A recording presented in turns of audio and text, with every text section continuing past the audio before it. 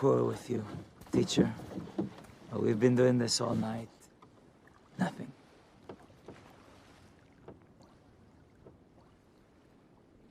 All right. At your word.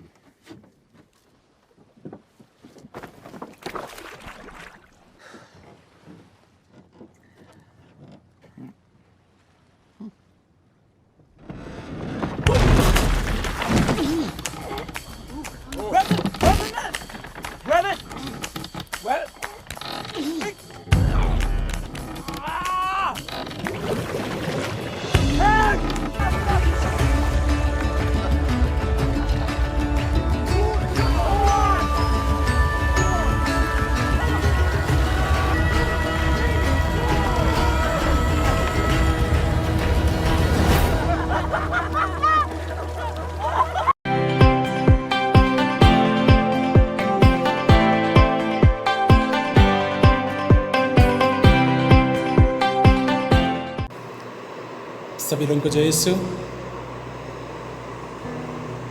पुनर्जीवित प्रभु यीशु की आशीष और कृपा आप लोगों को प्राप्त हो।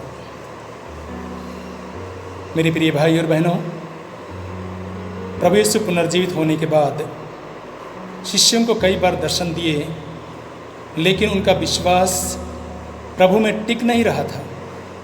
वे लोग विचलित हो रहे थे, उनका विश्वास प्रभु में दृढ़ नहीं हो रहा था और वे लोग अपने पुराने स्टाइल, जो मछली मारने का तरीका था, उसी को अपनाया और वे मछली मारने चले गए।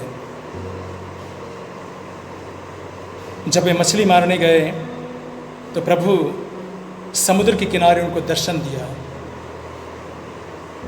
जब वे लोग समुद्र में मछली मारने के बाद वापस लौट रहे थे तो प्रभु ने पूछा, बच्चों, क्या तुम्हें खाने के लिए कुछ मिला? उन्होंने कहा, जी नहीं। इस पर प्रभु ने कहा, नाव के दाहिनी ओर जाल डालो और तुम्हें मिलेगा। और उन्होंने नाव के दाहिनी ओर जाल डाला और इतनी मछलियां फंस गई कि वे लोग जाल नहीं खींच पाए।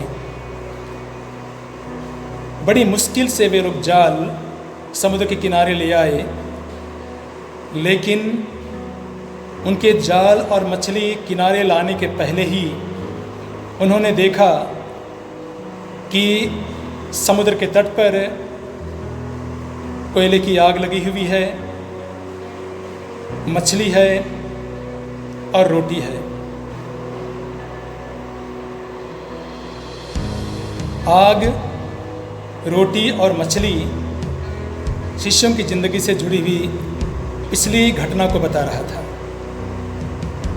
कोयले की आग पेतरुस को यह बता रहा था कि तूने मुझे 3 बार अस्वीकार किया। तूने तो कहा था चाहे सब के सब विचलित हो जाए, किंतु मैं विचलित नहीं होऊंगा। लेकिन जब पेतरुस को बाद में इसका एहसास हुआ कि उन्हें गलत किया है, तो उन्होंने फूट फूट कर रोया। मछली पेतरुस के साथ ज़िंदगी के साथ जुड़ा हुआ ये मछली भी है, क्योंकि वह मछुआ था और मछली मारना उसका ज़िंदगी था। प्रभु के बुलाने के पहले पेतरुस रात भर मछली मारने का प्रयास किया और उस समय भी उन्हें एक भी मछली नहीं मिली। तब प्रभु ने कहा, नाव गहरे पानी में ले चलो और मछली मारने के जाल डालो। प्रभु के कहने पर उन्होंने जाल डाला और इतनी मछलियां फंस गई कि वह उस जाल को खींच नहीं पाया। अपने शिष्यों का, अपने साथियों का सहारा लिया और जब शिष्य एक साथ मिलकर मछली को पकड़कर नाव में डाल रहे थे तो उस जाल से इतनी मछलियां नाव में भर गई कि नाव डूबने लगा। और पेतरुस प्रभु के चरणों में गिरकर कहा, प्रभु मैं तो पापी हूँ, मेरे पास से चले जाइए।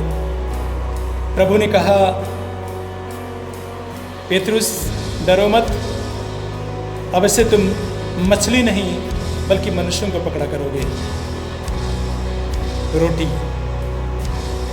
प्रभु यीशु जब शिष्यों को उपदेश दे रहे थे तो उन्होंने कहा था, जीवन की रोटी मैं हूँ, जो मेरे पास आता है उसको कभी भूख नहीं लगेगी, और जो मुझ में विश्वास करता है उसको कभी प्यास नहीं लगेगी। स्वर्ग से उतरी हुई जीवंत रोटी मैं हूँ। जो रोटी मैं दूंगा वह संसार के जीवन के लिए अर्पित मेरा मांस है। जो मेरा मांस खाता और मेरा रक्त पीता है उसे अनंत जीवन प्राप्त है, और मैं उसे अंतिम दिन पुनर्जीवित कर दूंगा, क्योंकि मेरा मांस सच्चा भोजन है और मेरा रक्त सच्चा पेय। जब प्रभु इस प्रकार से लोगों को समझाने लगे तो शिष्य विचलित हो गए। उन्होंने कहा, ये तो बहुत कठोर शिक्षा है, इसे कौन मान सकता है? और बहुत सारे शिष्य लोग प्रभु से जाने लगे। जब शिष्य प्रभु से जाने लगे तो प्रभु यीशु ने उनको नहीं रोका। उन्होंने पेतरुस की ओर देखा, अपने शिष्यों की ओर देखा जिन्होंने उन्हें चुना था। 12 शिष्यों को देखकर उन्होंने कहा, क्या तुम लोग भी चले जाना चाहते हो?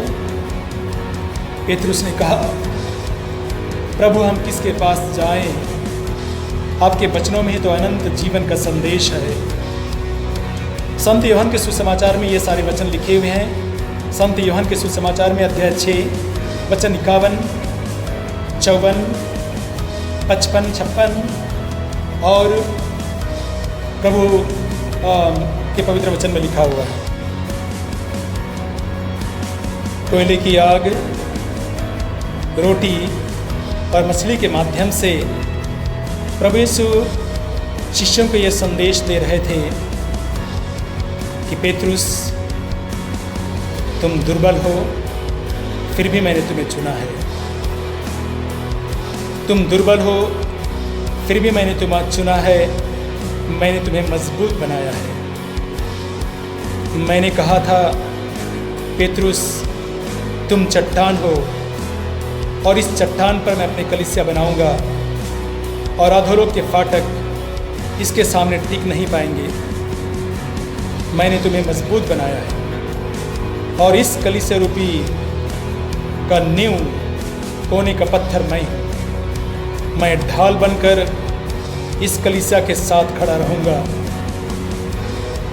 बाहर की शक्तियाँ तुम्हारी इस कलीसिया से लड़ेंगी, टकराएंगी, लेकिन वे तुम्हें हराने में असमर्थ होंगे। वे खुद ब खुद धराशायी हो जाएंगे और पछाड़ दिए जाएंगे।